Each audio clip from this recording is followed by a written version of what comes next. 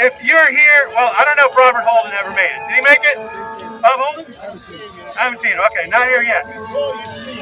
Yeah, fair enough. Corey Barak, are you here, Corey? There's Corey. Corey, would you like to say a couple words for us, please?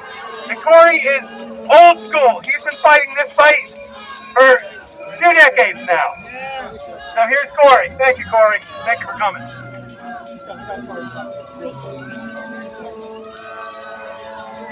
Good afternoon. My name is Corey Barak, and I'm a senior policy advisor for Keep NYC Congestion Tax Free.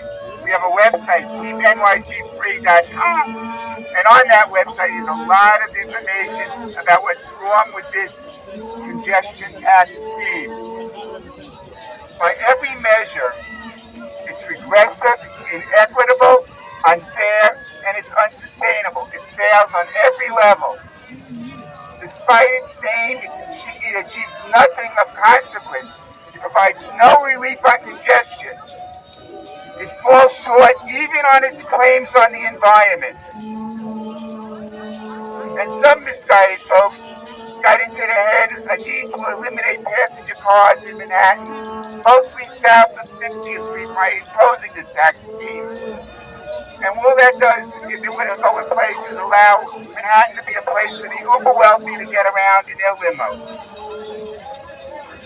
Policymakers totally failed us by not considering alternative revenue sources that likely better meet the funding goals of the program, and that would improve public transit.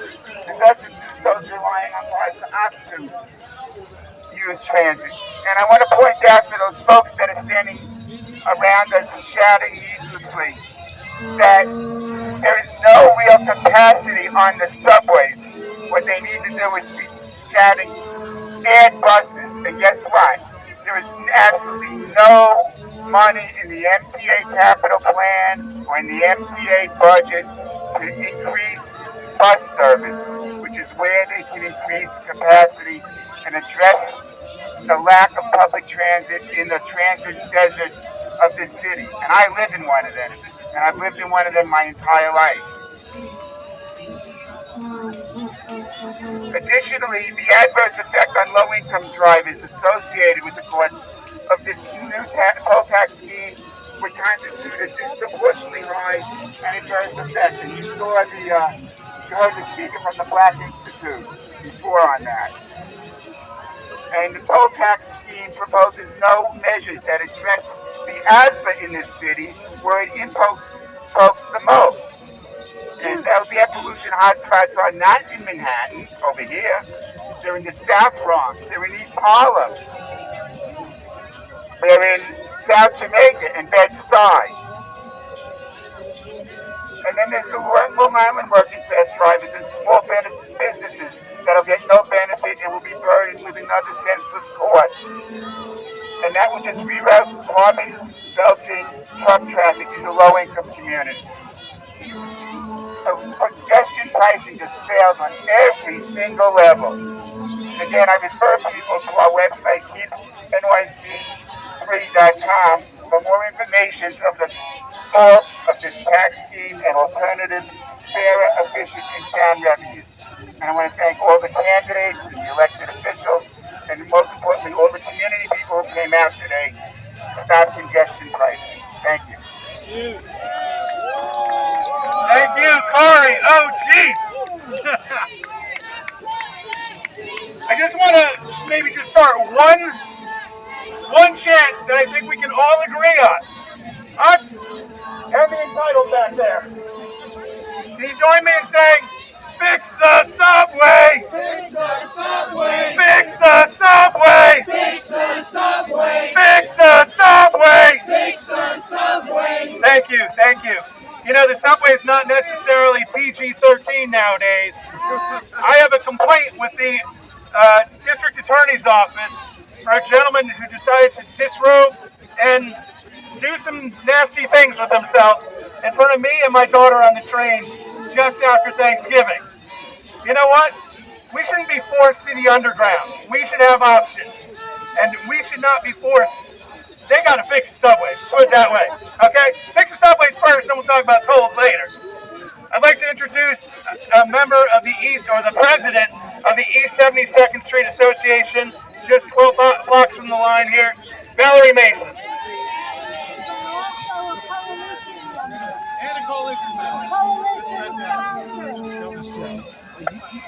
Hey everybody, thank you for coming out.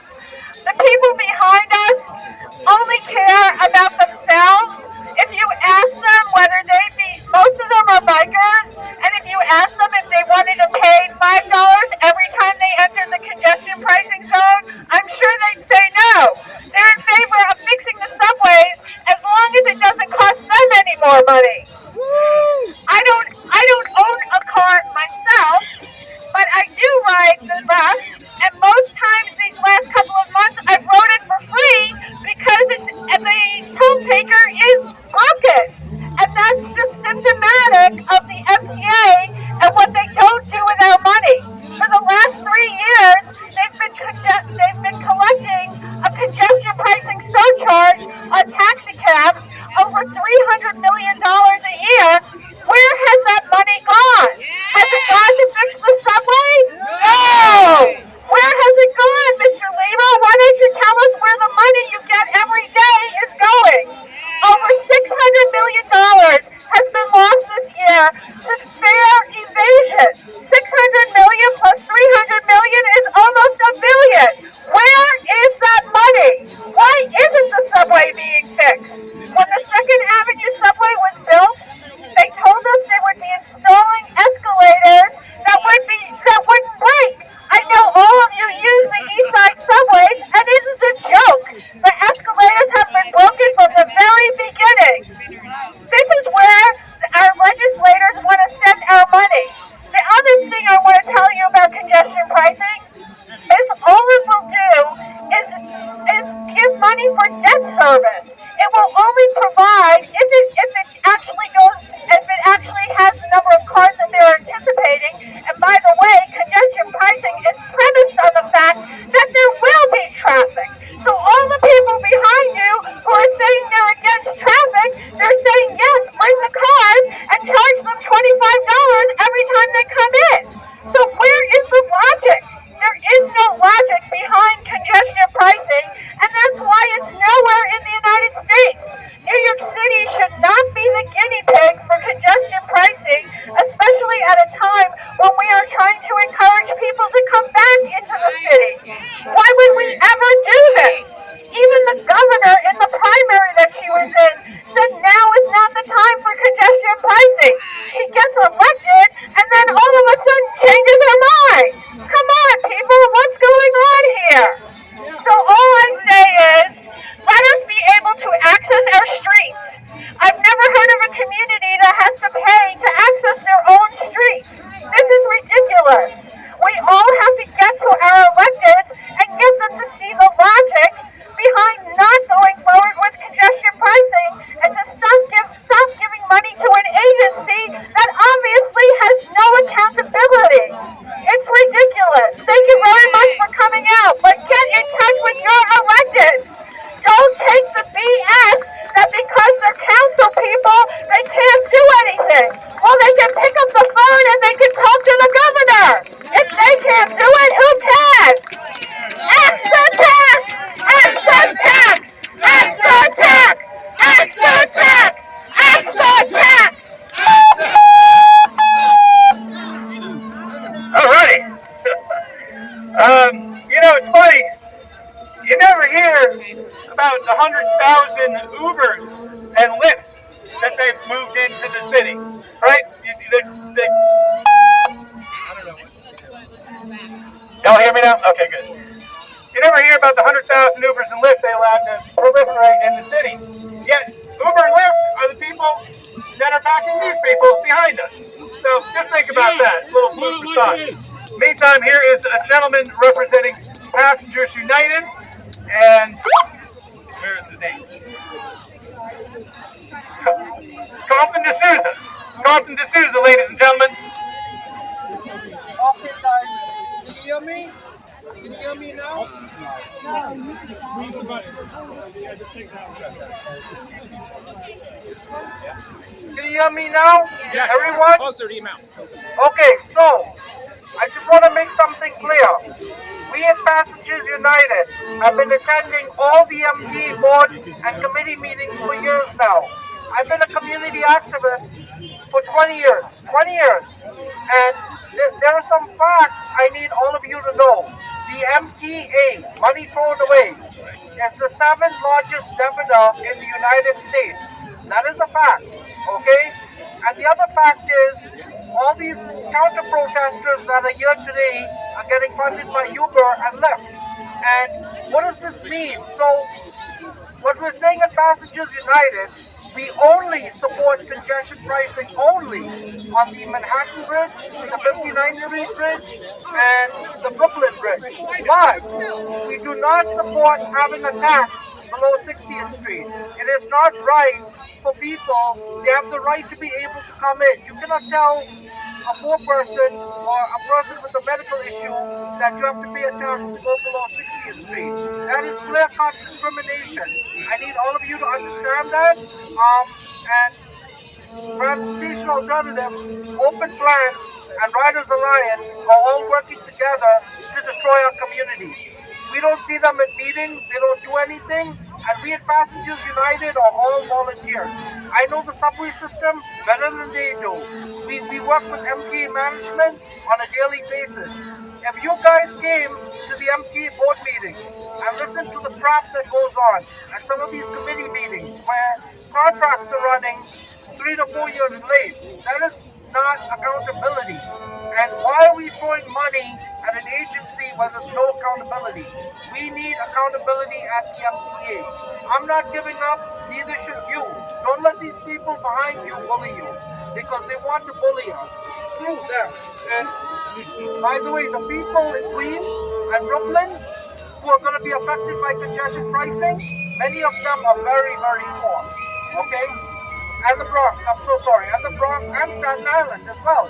So, you know, this whole Riders Alliance thing, Transportation Alternatives, is all a scam. They need to be closed down for good. Well said. Thank you, sir. Oh, here's your phone. Maybe that's why it's Is Lynn Pinizich here, please? Lynn Pinizich?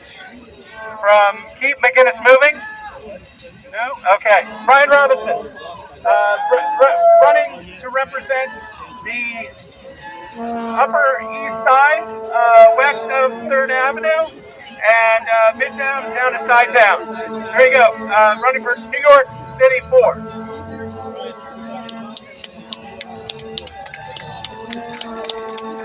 Thank you, everyone. Running for City Council District 4, Brian Robinson.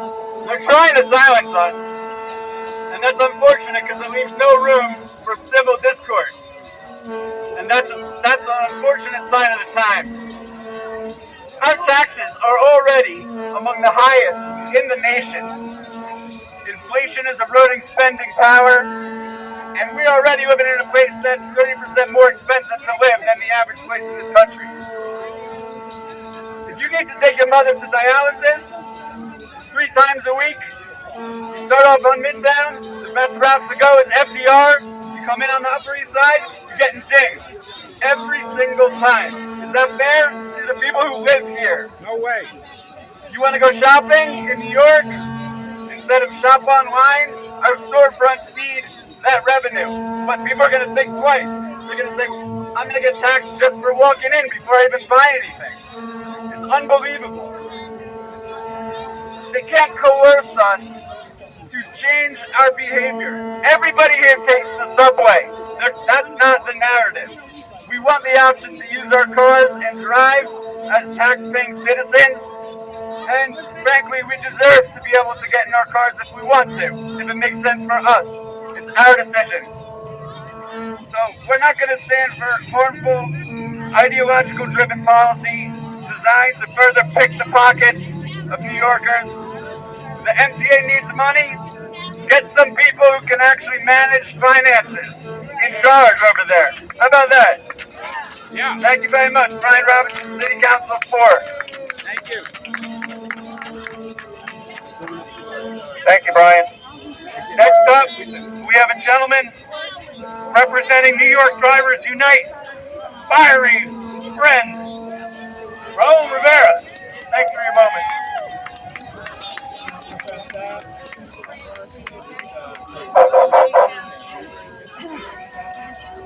Good afternoon. My name is Raul Rivera.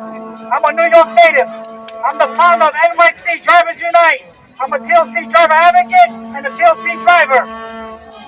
We completely are against congestion pricing. We say this today, tomorrow, forever. Mr. Adams, City Council, we say no to congestion pricing. If you're for the New Yorker, you won't do this. Respect the New Yorker. Another thing, we called on the City Council. We spoke to the council members. We want a complete full audit of the MTA going back 10 years. Yeah. I repeat, 10 years. We want a complete audit. You're listening, Richard Davey? We want an audit. What kind of president are you? I try to speak to you. All you did was stay silent. You don't have a voice for the people of New York. You're not a New Yorker. Also, pay attention to this. This is very, very important. I demand, as a native New Yorker, as a driver, I demand a full investigation against transportation alternatives. Yeah. Patty Harris. It's about time. We want to know why. And the commissioner, Idani Rodriguez. Yeah. We want to know why. Why are they so cheap? They're so cheap to these people. We want a full investigation. Transportation alternatives. Danny Harris. Mayor Adams, what are you doing? Idani Rodriguez, ¿qué está haciendo? What are you doing? And I have a message for the mayor. I'll mention his name today. Eric Leroy Adams, we have a message. We're going to share a name for you. That name is Lori Lightfoot. Remember that name. Thank you, Raul. I knew you'd lend a little fire. And thank you people back there for proving your point that you're unable to listen to an alternative viewpoint. You can't stand it. It's too much for you. Anyway, next up, candidate from Bayside, New York. Another one in our broad spectrum. Steve Behar, running for New York 23, New York City 23. Good afternoon, everybody. My name is Steve Behar, and I am a Democrat running for New York City Council in District 23, which is Eastern Queens. I live in a transportation desert. My city council district is the only district in New York City that you cannot take a train from. We have no subway stops. We have no Long Island Railroad stops. We are a transportation desert. And I'm a Democrat and I'm a progressive. And I, as a progressive, have spent my life fighting regressive taxes. Regressive taxes fall on the backs of the middle and working class. Congestion pricing is a regressive tax that will fall on the backs of hardworking New Yorkers. Who's going to pay for the tax? It's the waitress who lives in Astoria who has to open the diner in the East Village at 5 in the morning. It's the janitor in the Bronx who works the night shift right here at Sutton Place. And there's no subways there. And finally, it's the seniors in my district that have cancer and have to come into the city for their treatment. Those are the ones that are going to pay for the regressive tax. That is congestion pricing. I want to fund the subway. Nobody wants more mass transit than me. It takes me an hour and a half in public transportation just to get to here. However, I refuse to do it on the backs of the hardworking people of New York. So I stand with you to axe the tax.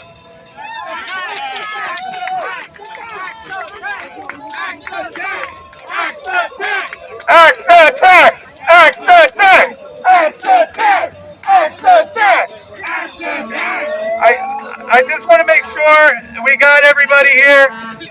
if there's a Ricardo Pacheco here, I think we got everybody.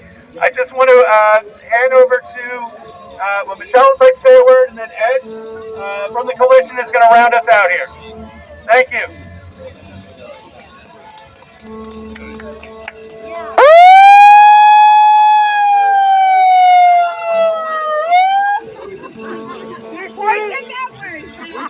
See, we have the sirens too. Look, I just want to remind everybody that Valerie Mason, Ed Hartsock, Andrew Fine, and myself, Michelle Birnbaum, are the founders of the Coalition in Opposition for Congestion Pricing for just this reason. Everybody we listen to tried to drown out our voices, and that's why we organize, and that's why we need you. Remember, every single block down to Varick Street, Mott Street, Carmine Street, Wall Street, everything is in the district. Write your assembly people, write your senators, make your voices heard. And now I'm handing you over to Ed Hartsock for a few words. The only words are exactly what Michelle said. Now is the time to call Kathy Hochul, Andrea Stewart-Cousins. Did you get the card that we were handing out? They've got their names, they got the numbers on the back. Call your member. Call Liz Kruger. She's the chair of the Finance Committee. Call Liz. Call the governor. Call Andrea Stewart-Cousins. Call Carl Hastie's office. Call your elected representative. We have it on the card. Get out there. Keep it going. Thank you all for coming. It's been a great turnout. Thank you all. Thank you.